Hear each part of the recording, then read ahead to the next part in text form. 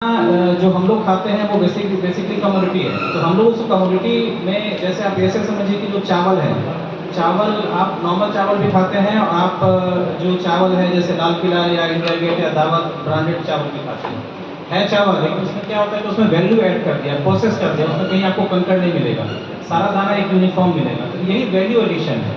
तो हम लोग बेसिकली नटसेल में आपको ये बता दूं कि हम लोग वैल्यू ऐड कर रहे हैं। वैल्यू ऐड करने से क्या होता है कि जो 1 रुपए की चीज़ है वो आपका 2.5 रुपये 3 रुपये का हो जाता है। जैसे चिप्स है, आलू आपको पता है ये यहाँ बहुत होता है, 5-7 रुपये किलो मिल जाता है सीजन के टाइम पर।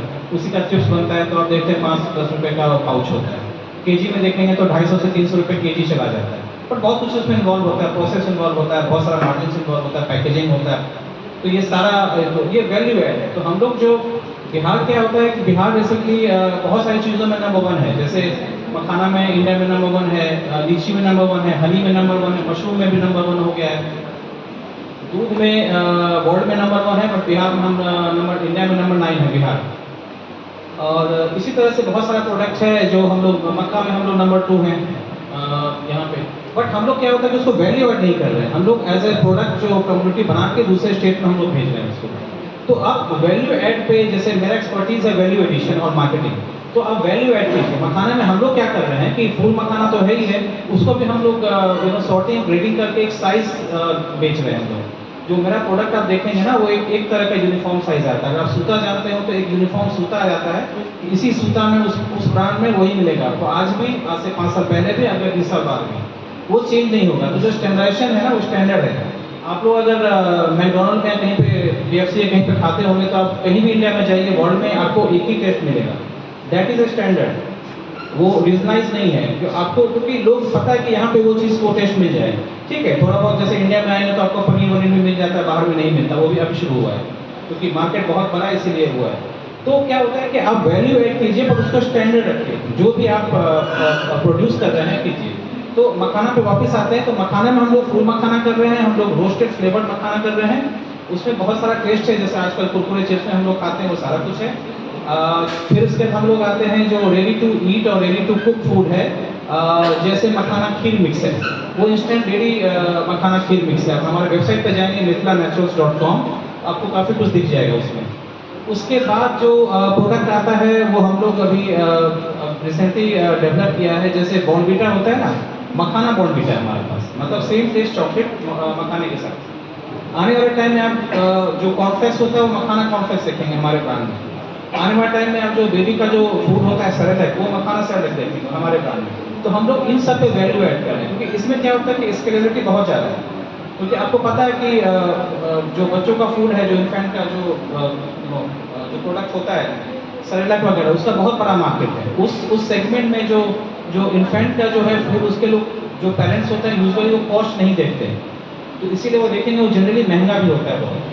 तो इसी तरह से जो रेडी टू ईट और रेडी टू कुक फूड है, इसका फ्यूचर मार्केट बहुत ज़बरदस्त है, कमोडिटी का नहीं है। तो जो किसान हैं, जैसे अभी जितेंद्र जी बात कर रहे थे कि हम उपजाते हैं और वो बेचते भी हैं, बट जैसे मैंने रिक्वेस्ट किया था, उन्होंने पूछा भी था सर ने कि कितना स्केलेबिलिटी है, तो वो सीधा जवाब नहीं देके वो अपना प्रॉब्लम बताने लगे थे। ठीक है, मैं आपको नहीं कह रहा हूँ उसमें, लेकिन आप स्टेट अवे बात कीजिए। स्टेट अवे ये था कि हाँ अगले 5 साल में, जैसे आपने कहा 4.5 लाख का टर्नओवर है हमारा, तो अगले 5 साल में 4.5 करोड़ देखते हैं आपका टर्नओवर, क्योंकि बाकी बच्चे भी तो देखेंगे। अगर वो 4.5 लाख कमाने के लिए इसमें इन्वेस्ट करेंगे, मुझे लगता है कि उनका फ्यूचर वेस्ट है। तो इसलिए वो देखना पड़ेगा कि कहाँ पे स्केल कर सकते हैं। तो जैसे उन्होंने कुछ किया कि तेल बनाया या मार्केट में तेल है, तो उसका बहुत सारा कुछ हो सकता है। जैसे कहा कि वो मेडिसिन में है या कोई जो आयुर्वेद में है कि वो नीम का जो हेल्प करता है, तो आप उसमें क्या इन्वेंट कर सकते हैं। और मखाना सदियों से है, लेकिन और भी लोग कर रहे हैं, बट मुझे पता है कि शायद मैं ही कोई ब्रांड अभी तक लेके आया जिसमें जो 3-4 मैंने आपको बताया, बेबी फूड बताया, रोस्टेड मखाना आपको बहुत मिल जाएगा मार्केट में, फूल मखाना भी मिल जाएगा, लेकिन जैसे सैलेड बताया मैंने, हम लोग सूप ला रहे हैं मखाने का। और भी बहुत, मतलब बेसिकली हम लोग का पर्पस ये है कि मॉर्निंग ब्रेकफास्ट से लेकर रात में डेजर्ट तक, खाने के बाद तक का मील सारा कुछ मखाना से हम लोग बना रहे हैं। ठीक है, मखाना हम लोग मील बना रहे हैं। जो जैसे फ्लाइट में जाएंगे तो जो कप्पा नूडल्स होता है ना, उसमें जो पानी डाल के, गर्म पानी डाल के देते हैं, तो हम लोग मखाने के साथ एक्सपेरिमेंट करते हैं। तो आप क्या कर सकते हैं, जो भी प्रोडक्ट बनाए, जैसे सर ने डेयरी की बात की, किसी में भी, तो आप लोग का जो सीखना क्या है कि जो चल रहा है वो तो चल ही रहा है, वो तो दुनिया कर ही रही है, आप क्या वैल्यू ऐड करेंगे। जैसे सुबह में रहमान सर ने बोला था कि ये जो इनोवेशन होता है वो 2 साल 3 साल 4 साल तक रहता है, उसके बाद फिर वो कॉपी हो जाता है। फिर आपके पास कोई यूएसपी नहीं है कि आप क्या करेंगे उसमें। आप भी वही चीज़ करने जाएंगे तो उसके लिए ना आपको कोई पैसा देगा, ना इन्वेस्ट करेगा, ना आपका मार्केट बनेगा, क्योंकि ऑलरेडी वो सैचुरेटेड हो चुका है, मतलब सप्लाई बहुत ज़्यादा है। क्योंकि अभी यहाँ पे क्या होता है, हमारे यहाँ की भीड़ चाल बहुत है, एक चीज़ चला नहीं कि सब लोग उसमें घुस जाते हैं।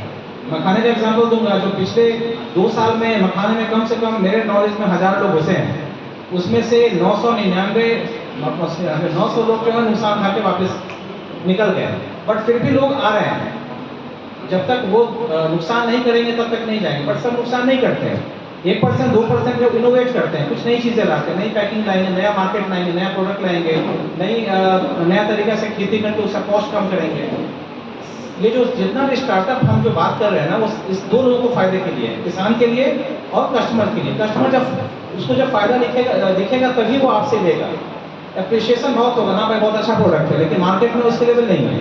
तो जब स्केलेबल नहीं होगा, जब बेच ही नहीं पाएंगे, तो आप दूसरे को कितना रोजगार दोगे और आगे क्या आप करोगे, राइट। तो आप लोग को ये देखना चाहिए, मैं मेरे अनुभव से बता रहा हूँ कि प्रोडक्ट आप बनाइए, चूज कीजिए पहले केयरफुली, स्टडी कीजिए। मैं आज भी रिसर्च करता हूँ।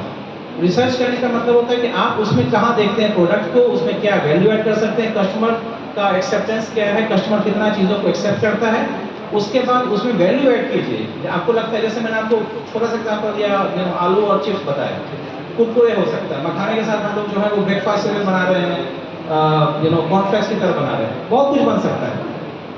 मुझे नहीं पता आप में से कितना को मालूम है कि मखाना जो पहले वो स्टार्च के तौर पे काम करता था, बनारसी साड़ी में स्टार्च में यूज होता था मखाना। अब तो चूंकि वो स्टार्च का दूसरा प्रोडक्ट आ गया, वो सस्ता है, मखाना महंगा है, तो अब वहाँ यूज नहीं होता है, राइट।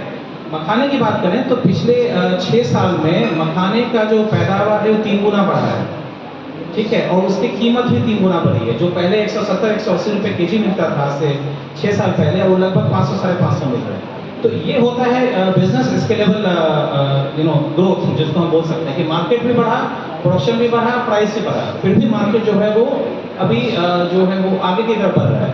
तो मखाना में भी आप लोग आ सकते हैं। जैसे रहमान सर ने कहा कि हम आपकी क्या हेल्प कर सकते हैं, तो हम तो यहाँ आते ही ट्रेनिंग देने के लिए आते हैं, बात करते हैं। आप लोग हमसे जो हेल्प लेना हमसे ले सकते हैं, रहमान सर के थ्रू ले सकते हैं, पारस सर के थ्रू ले सकते हैं, अनिल सर के थ्रू ले सकते हैं, जो भी इन्फॉर्मेशन है। उसके अलावा आपका जो कुछ आइडिया ऐसा है कि आप कुछ करना चाहें मखाने में, तो हमसे बात कीजिए, मेरा नंबर मिल जाएगा आपको, हम लोग बात कर लेंगे इसमें।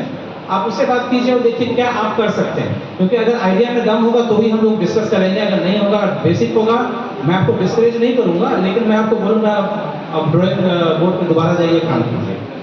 Thank you.